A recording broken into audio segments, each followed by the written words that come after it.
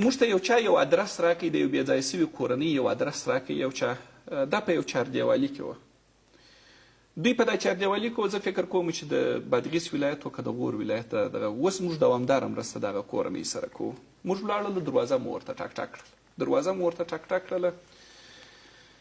د هغې خوا څخه غږ وسو چې څوک یې؟ ما ورته ویل چې زما نوم سید احمد سیلاب دی. دی چې دا زما نوم واورېدی، یو چغه او ژړا ځینې وسول. دا 3 میاشتې کېږي چې د خدای پاک و دربار ته مې دعا کول چې الهي پروردګاره دی زموږ د درد خبر کړه چې یو پوښتنه راباندې کړو. خبرېدلو چې شاوخوا دې کومک کوئ، ول موږ هم دعا کوله چې خدای پاکه دی موږ ته راده. ول زه به چادري پر سر کړم. دې چادري پر سر کړله، د هغې خوا څخه چې راغلل موږ ته دروازه را خلاصه کړله. دا پرده ځړېدله، زه چې دا کور ته ورداخلېږم زما پښه په یو شي کې بنده سوله. چې ولوېدلم ډېر سخت خوږ سولم. دا پښې مې اته دومره خوږ سولې چې دواړو پښو زنګونونو مې وینې وکړلې، دومره خوږ سولم. نو چې داسې مې ورته وکتل، د دروازې په خوله کې قبر دی. مې ورته ویل چې خوره دا قبر د زوی دی که د لور دی، دا قبر مو څنګه خراب ځای جوړ کړی دی؟ ول یا قبر پر صحیح ځای باندې و، دغه دروازه مخکې هلته وه چې میړه مې شهید سو، بیا د هغه ځای څخه مو دا دروازه دلته راوړله. هغه لیور مو نه پرېښول، ګزاره مو نه ورسره کېده، نو پر قبر برابره سوه. او دا مې د میړه قبر دی.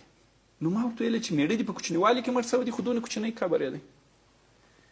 داسې مې یو دغه راڅخه وسوله، د چا خبره بې نزاکتي بوله، بې تربیګي بولې، خو دغسې یو شی راڅخه دغه سوله، چون هلته درد مو، اعصاب مې نارام و، او دلته مې دا قبر هم ولیدی چې د دروازې په خوله کې جوړ سوی دی. دې یو ډېره دردونکې کیسه راته وکړه. سهار وختې مې میړه تللی و، 6 میاشتې کېږي چې اولاد مې پیدا سوی و. په دا 6 میاشتې کې ما په غوښو څاکه نه وه کړې، په غوړو مې څاکه نه وه کړې. میړه مې راته ویله چې د یو ډېر مهربان تجار و سره مې روزانه ده، د هغې خوا چې راځم هم ما ته روزانه راکړي، هم بخششي راکړي. نو د ظالم لوري یو چاریاک لرې درته راوړم، دا شکمبه چې ورته یو چاریاک لرې راوړم، نیمن پټاټې درته راوړم، یوه ډبه غوړي درته راوړم، تر دغه ځای پورې ځان په موړ کړه.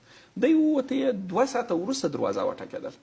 زوی مې ورواستوي، 15 کلن زوی مې ورواستوي. د هغې خوا مې زوی پورته پورته غورځي، و یو کاکا راغلی دی، دونه غوښې موږ ته راوړي دي. زه هم خوشحاله سوم، دا د غوښو بوی راسه وموښتې. 6 میاشتې کېږي اولاد مې پیدا سوی، زوی مې پیدا سوی، ول غوښو مې څاکه نه وکړ.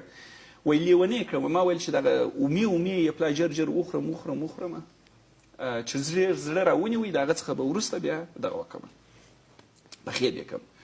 وایي زه چې هلته دغه سولم ورغللم، په دا دروازه کې د غوښې بوی کې، د سوي بوی کې، او وینم تازه ځینې را روان دي. نو زه نورم دغه سوم چې دا غوښې هم تازه دي. وایي د اخوا څخه غږ را باندې وسو، راته ویې ویل چې خوره تسلیت درته وایم، خدای دې غر کې رحمت وګرځوي، میړه دې شهید سو.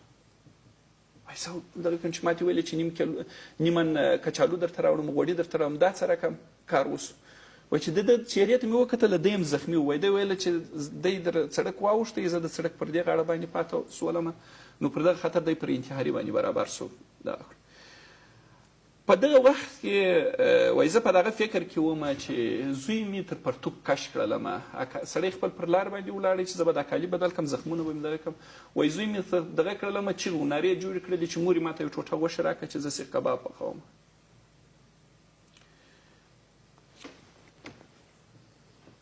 جبرائیل صاحب موږ په ډېر دردونکي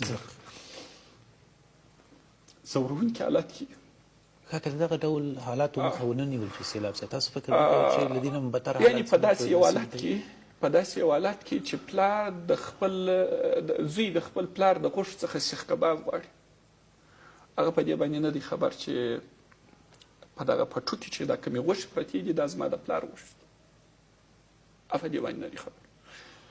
بیا دا کیسه پر دغه ځای باندې نه ختمېږي چې بیا قرضداران ورته راځي. قرضداران یو 6 کلنه لور د دغه کونډې، هغه په قرض کې ځي.